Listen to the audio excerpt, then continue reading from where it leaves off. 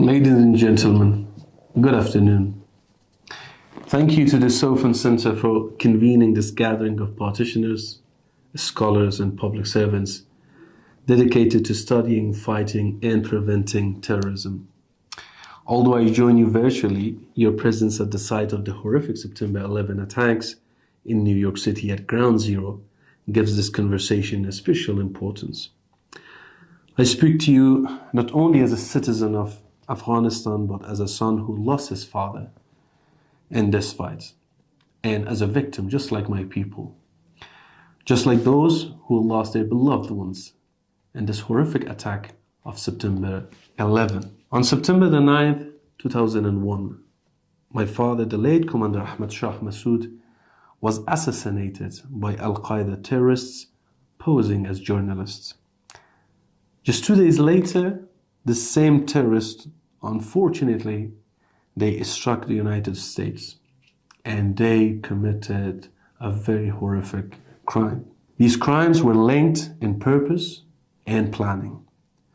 September the 9th was meant to silence a voice that warned the world about the danger that was coming, which was terrorism.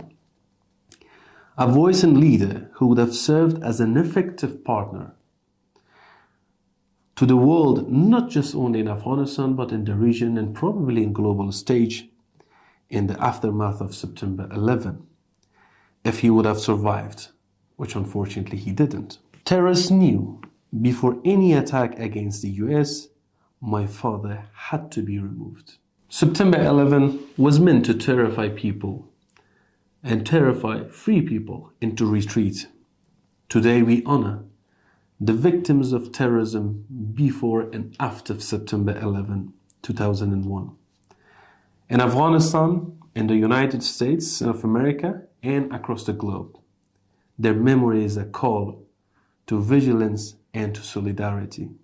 Many view the September 11 attack as a proof of Al-Qaeda's strength. In reality, they were a move of strategic desperation by a transnational network losing momentum. What has changed since is capacity, not intent. The movement is more experienced, more connected, and more deliberate.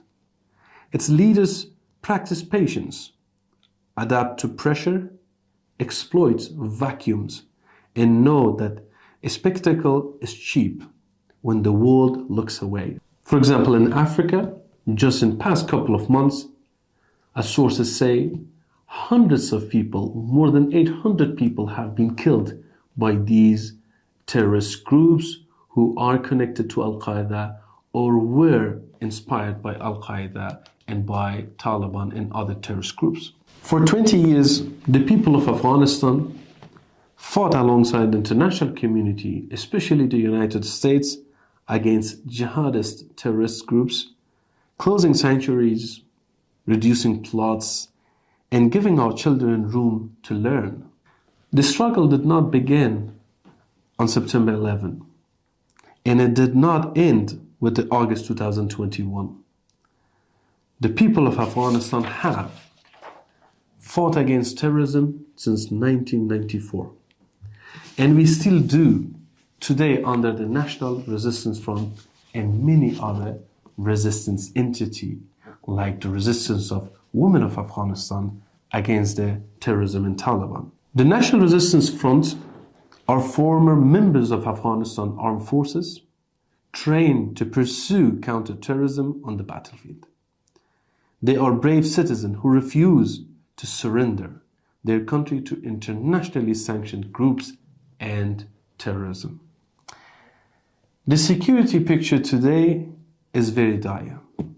Our networks and sources on the ground, numerous United Nations documents and reports, intelligences from other countries, they have documented that since August 2021, more than 20 regional and international terrorist groups, they have found space in Afghanistan under the Taliban protection and tolerance. Our intelligence unit has found solid evidences that the Taliban have distributed thousands of Afghan passports to these foreign terrorist aliens and groups. They include Al-Qaeda and its affiliates, the TTP, Central Asian groups, and others that use Afghanistan soils for recruitment, training, facilitation, and propaganda. This is not a theoretical risk.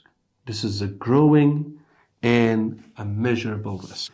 For example, in June 2024, Saif al-Adl, widely assessed as Al-Qaeda's leader, publicly urged supporters to migrate to Afghanistan, describing it again as safe haven for training, planning, and operationalizing NATO attacks against the international community. This was not nostalgia. It was an operational signal that the door is open and the hub is very much active and alive. The withdrawal of the United States left Afghanistan a ready-made haven for regional and global terrorists. Al-Qaeda is not merely just an ally with the Taliban. It now operates with de facto states cover and effective control through the Taliban regime, which it is using to restructure and expand. Across Asia, shifting geopolitics are intersecting with terrorism, creating a space to normalize violence and to sustain illicit economies in human trafficking and narcotics. Geography may shape our priorities. However, it certainly will not shield any of us from these threats. The regional fallout is already very much visible. Just next to our border in Pakistan, this country faces a very sharp escalation in lethal attacks by groups like the TTP, Al-Qaeda, and others with historic sanctuary across the border. Tajikistan and other Central Asian states report threats from terrorists who are armed and supported by the Taliban. Each cross-border incident, each attempted infiltration erodes regional stability and emboldens those terrorist groups who believe time favors them. At the same time, the ISIS is pursuing its own path, although we strongly believe that the Taliban and ISIS are two sides of one coin. That coin is terrorism and extremism. The ISIS, it recruits aggressively, it improves its tradecraft, seek external reach, and has plotted or executed attacks far beyond Afghanistan.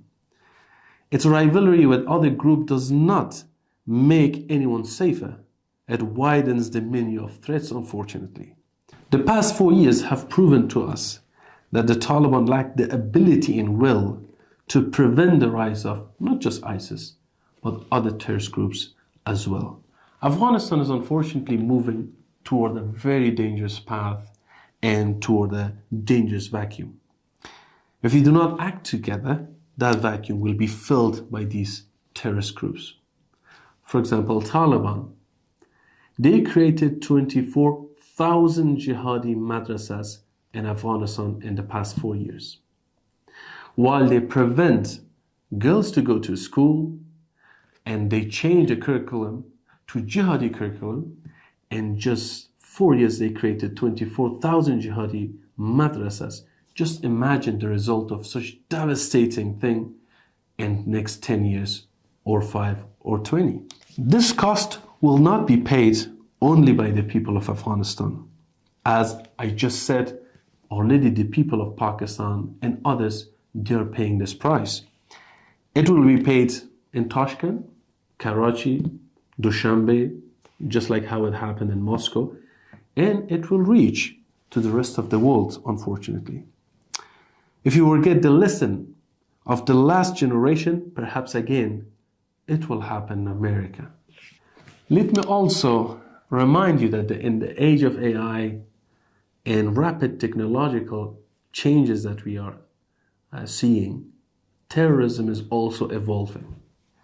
Homegrown radicalism in Europe and North America now draws inspiration and vindication from the gains of terrorist groups in Afghanistan. I will close where I began. On September the 9th, We remember my father, a leader who fought against terrorism and warned the world. On September 11, we honor victims whose memory demands action. The people of Afghanistan and I, we do not ask others to fight our battles. We ask that you stay engaged. You stay engaged on the battlefield of ideas and policies where terrorism either grows or withers. With clarity and resolve, let Afghanistan be where the cycle of terror is broken, not the spark of the next global fire and global tragedy. May God be with you. Thank you very much.